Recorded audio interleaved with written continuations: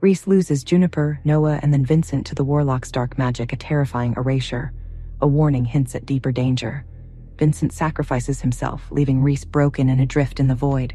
The Warlocks seem victorious, but Reece's bond with Trinity remains a question.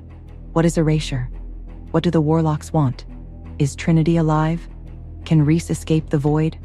In the depths of the Warlock's hidden sanctum, a council gathered in silence.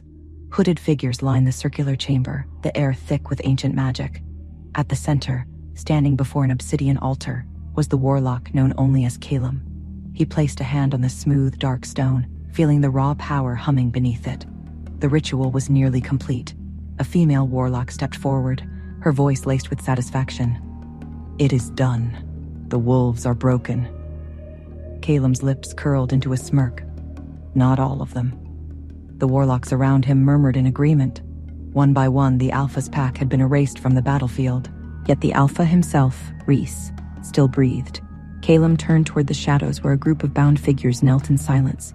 Elias, Juniper, Noah, and Vincent. Their faces were bloodied, their eyes filled with defiance even in captivity. One of the younger Warlocks hesitated. "Should we not finish the Alpha while he is weak?" Calum chuckled. "No, let him wander, let him suffer, let him break." Deep in the Warlock's archives, a hooded scribe carefully turned the pages of an ancient tome, the words inscribed in a language lost to time.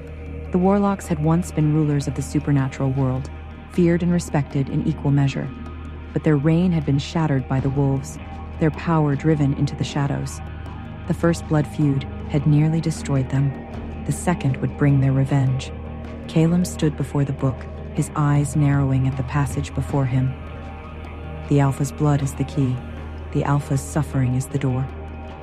The ritual was not about destroying Reece. It was about using him. Calum turned, his robes whispering against the cold stone. "Prepare the next phase." Juniper's wrists burned where the Warlock's restraints bound her, but she didn't flinch.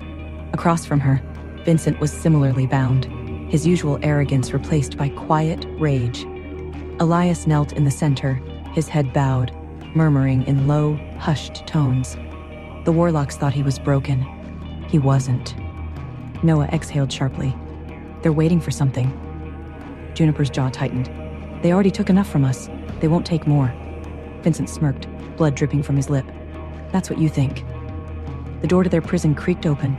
A Warlock entered, their silver eyes gleaming. "It is time."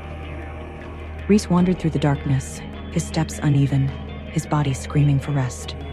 The Warlocks had left him to rot, to be swallowed by the vast emptiness of the cursed land he had stumbled into. He could no longer hear his pack. He could no longer feel Trinity. For the first time, he was truly alone. The land around him was desolate. Twisted trees, cracked earth, a sky filled with swirling, lifeless clouds. He had heard of this place in legends, the Wastes, a land where lost souls wandered until they faded from existence. Reece clenched his fists. No, not me, but with every step, doubt clawed at his mind. What if I never find them? What if I've already lost? A whisper drifted through the air, soft as silk, cold as death. "You were never meant to save them." Reece stopped, his breath caught in his throat, and for the first time he felt fear. The wind howled around him, the voice. Was it real? A hallucination? Or something worse? Reece turned, scanning the barren land. He was losing track of time. Had he been walking for hours? Days? Then he saw it. A figure in the distance, shrouded in mist, a shape too familiar, too haunting to ignore. His breath hitched. Trinity? The figure didn't move, but he swore he saw a flicker of recognition, a whisper of something long forgotten.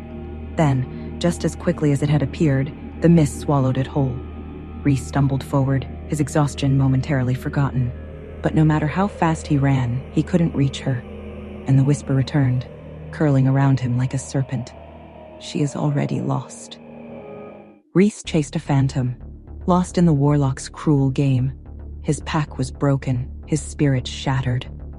In their prison, Juniper and the others braced for the unknown. Calum watched, a dark triumph in his eyes. The ritual's purpose remained shrouded in mystery.